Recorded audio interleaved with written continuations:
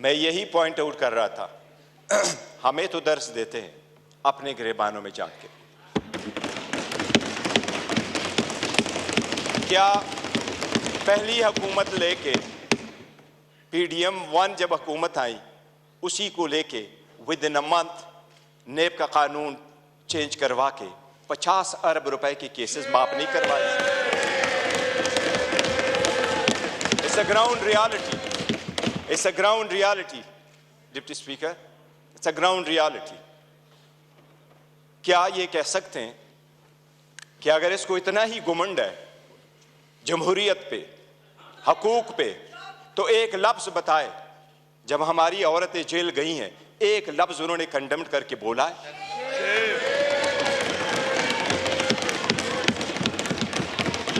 एक हमारे लोगों को जब इलेक्शन के प्रोसेस से गोया, ये जो पीछे लोग आप देख रहे हैं 91, ये 91 नहीं थे, ये 91 वही है। दे वर टू बिग टू रिग, इसलिए नहीं छोड़ सके थे। ये तो हमें 30 भी नहीं दे रहे थे।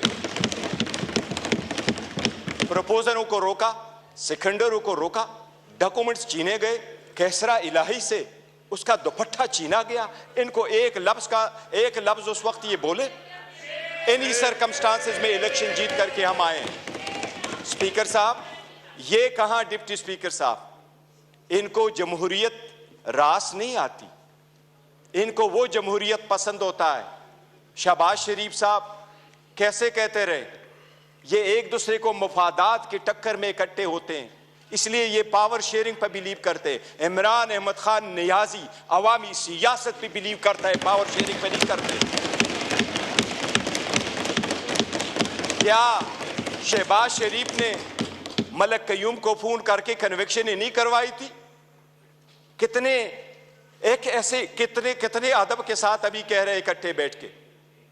आज इन्होंने सारे एक डाइनिंग टेबल पे बैठने वाले लोगों में इतने ओहदे नहीं बांटे।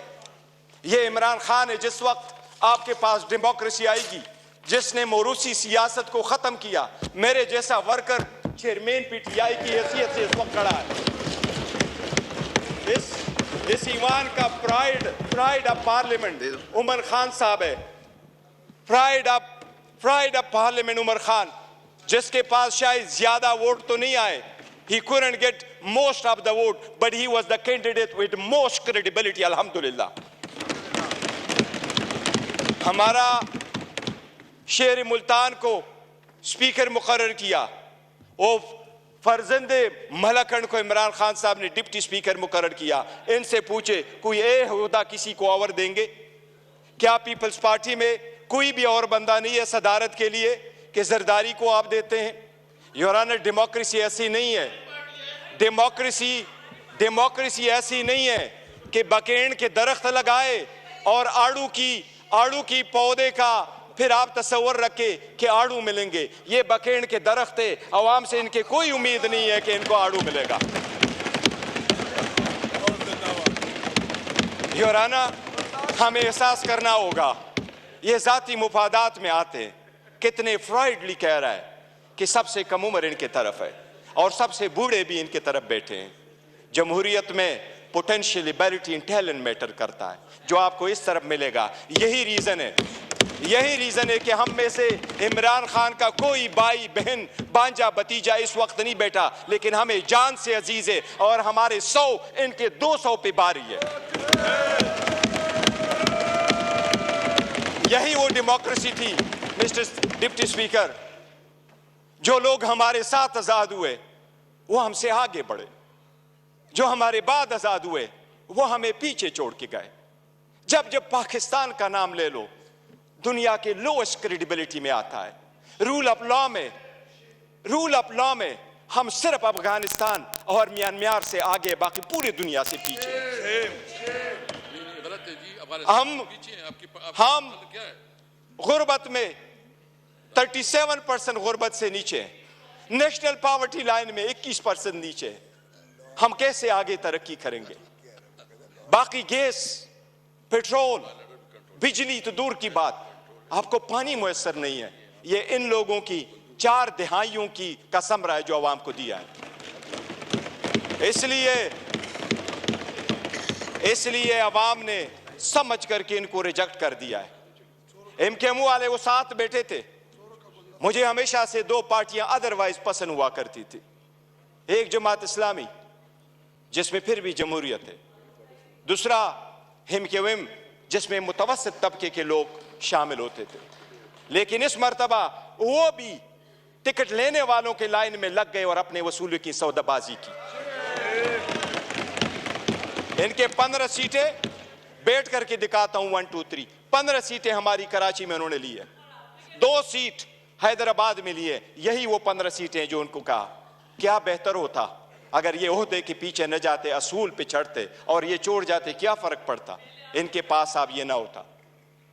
जनाब स्पीकर, अगर आगे चलना है तो कुछ बेसिक वसूल पूरे दुनिया में होते हैं।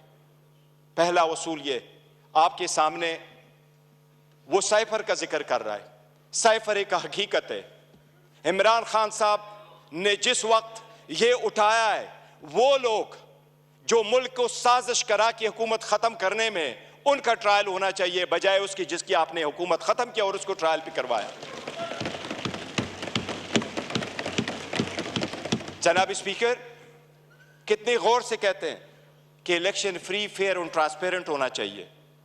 आप उस हुकूमत का हिस्सा थे डिप्टी स्पीकर। जो ही हुकूमत बनी, इनकी PDM आई, सबसे पहले इलेक्ट्रॉनिक वोटिंग मशीन इन्होंने खत्म करवाई, because they knew it public के रिजेक्टेड इट। ये ओहदे बांटते, ये ओहदे बांटते आपस में, ये डेमोक्रेसी से दूर दूर उनका कोई ताल्लुक नहीं। स्पीकर, डिप्टी स्पीकर, अगर हमने आगे जाना है, बढ़ना है, तो उसके मिनिमम कुछ वसूल होते हैं। और मिनिमम वसूलों में यह कि एक वक्त में बहुत सतात कल मायूसी जरूर हुई है कि यह तो हम मानते भी नहीं है कि यह प्राइम मिनिस्टर है, लेकिन फिर भी उस ऑफिस में निकलते हुए भी इसने हमारे वो औरतें बहनें जो जेलों में, उनकी रिलीज का कोई ऑर्डर नहीं किया था। इससे तो यूसुफ रजा गिलानी बेहतर था, जिसने पहले दौर में यह कह दिया था कि जज उसको मैं आजाद कराऊंगा। ये वही वाले लोग हैं जो उस तरफ चले गए। डिप्टी स्पीकर साहब, डेमोक्रेसी के वो उसूल जिसको लोग सुनहरी उसूल क्या कहा करते थे, ये लोग कुर्बान कर चुके हैं। ये आकर के आपको दर्स देते हैं कि हम डेमोक्रेटिक है। योराना, ये डेमोक्रेटिक नहीं है, ये मुफाद फरस्त है। इसमें कोई शक नहीं। आपने नेब के कानून में तरमीम की, आपने अपने मुफादात की पॉलिसी की, सबसे बड़ी काबीना इसने बनवाई। इंडिया का मैं एक मिसाल देता हूं डिप्टी स्पीकर। 1971 में इंडिया की आबादी थी 54 करोड़, आज इंडिया की आबादी है 140 करोड़। 71 में इंडिया की लोकसभा की यानी नेशनल असेंबली की सीटें 528 थी, आज भी इंडिया में लोकसभा की सीटें 528 है। जो सीटें मुख्तस थी 54 करोड़ लोगों के लिए, इंडिया ने कहा हमने ओहदे नहीं बांटे, सीटें नहीं बांटी, हमने अपना पैसा बचाना है, अवाम का पैसा बचाना है। आज भी 140 करोड़ उसी सीटों पे बैठे। अगर ओहदे नहीं बांटने और अपनों को नहीं मानना तो डेमोक्रेसी आगे बढ़ेगी। लेकिन अगर मुफादात की डिप्टी स्पीकर सियासत होगी तो हम आगे नहीं बढ़ सकेंगे। हमने आपके सामने एक प्रिविलेज मोशन भी लेके आया। कौन सा लफ्ज है जो उमर साहब का आपने स्पंज किया है, लेकिन हमें नेशनल टीवी पे आप स्पेस नहीं दे रहे। हम आपको रिक्वेस्ट कर करके तक जाते हैं कि हमें टाइम दे बोलने के लिए। इस पार्लियामान में हमारा एक जैसा राइट होना चाहिए। ये स्टेट तो हमारा है और हम अलग-ऐलान कहते हैं कि जब पाकिस्तान की दिफा और सालमियत का आएगा, हम हर किसी के साथ इकट्ठे खड़े होंगे। पाकिस्तान की दिफा में कोई आंच नहीं आने देंगे। जनाब डिप्टी स्पीकर, यह तो आईन में लिखा है कि कोई अदालत यह फैसला दे सकती है कि कोई सादिक और अमीन है या नहीं है, लेकिन आईन में यह कहीं भी नहीं लिखा। पाकिस्तान की किसी अदालत के पास यह इख्तियार नहीं है कि क्या कि कोई मुहिब वतन है या नहीं है। हम सबसे ज्यादा मुहिब वतन है, हमारा लीडर सबसे ज्यादा मुहिब वतन है। इसलिए अगर आगे चलना है, आज 4 दिन हो गए, हर मर्तबा हमारी ब्लैकआउट किया जाता है। इमरान खान साहब की आवाज पे पाबंदी है। बानी चेयरमैन बहलो, वो बोलना है तो बोल दे, नाम नहीं ले सकते। क्यों?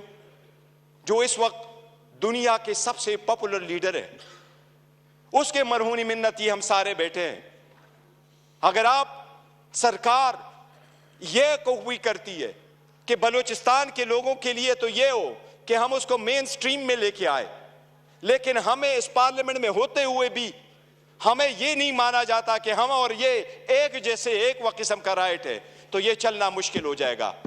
डिप्टी स्पीकर साहब, आपसे इल्तिजा है कि इस मर्तबा जो हमारे प्रिविलेज मोशन आपके पास आए हैं, हमें इक्वल टाइम दे। हमने पहले दिन कमिटमेंट की है कि हमारी अपोजिशन डिस्ट्रक्टिव अपोजिशन नहीं होगी, कंस्ट्रक्टिव अपोजिशन होगी। हम हुकूमत को अकाउंटेबल करेंगे फॉर इट सेक्शन 2 के हम नहीं मानते कि यह हुकूमत के हकदार है, लेकिन सबसे पहले ये कि हम और उनके जो टाइम मिलना है वो एक जैसा, और हमें आपको दरखास्त न करनी पड़ेगी। करेंगे तो काइंडली थोड़ा शॉर्ट बोलिए कि ज्यादा से ज्यादा लोग बोल सकें।